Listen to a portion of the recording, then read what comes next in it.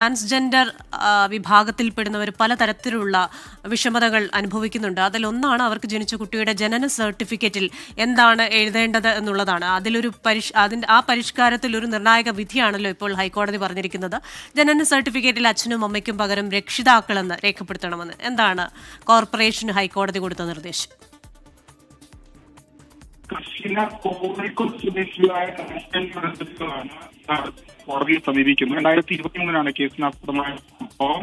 ഇരുവർക്കും കുഞ്ഞുണ്ടായ 2023 ആ ഘട്ടത്തിലാണ് കോഴിക്കോട് കോർപ്പറേഷനിൽ നിന്ന് ഈ കുഞ്ഞിന്റെ ജനന സർട്ടിഫിക്കറ്റുമായി ബന്ധപ്പെട്ട് രണ്ട് കോളങ്ങളിൽ ഇവരുടെ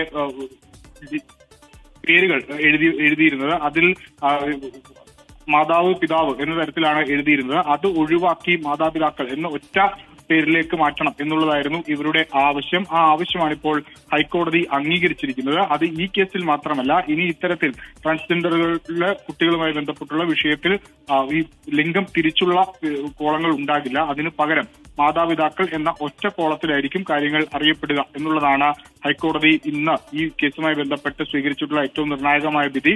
അത് ഒരുപക്ഷെ വരും കാലങ്ങളിൽ, സമീപകാലങ്ങളിൽ അല്ലെങ്കിൽ വരുന്ന നാളുകളിലൊക്കെ ഇത്തരം കേസുകളുമായി ബന്ധപ്പെട്ട് ഏറെ നിർണായകമാകാൻ പോകുന്ന, സർക്കാർ തലത്തിൽ പോലും ഏറെ നിർണായകം പോകുന്ന ഒരു വിധിയാണ് ക്രിസ്റ്റീന.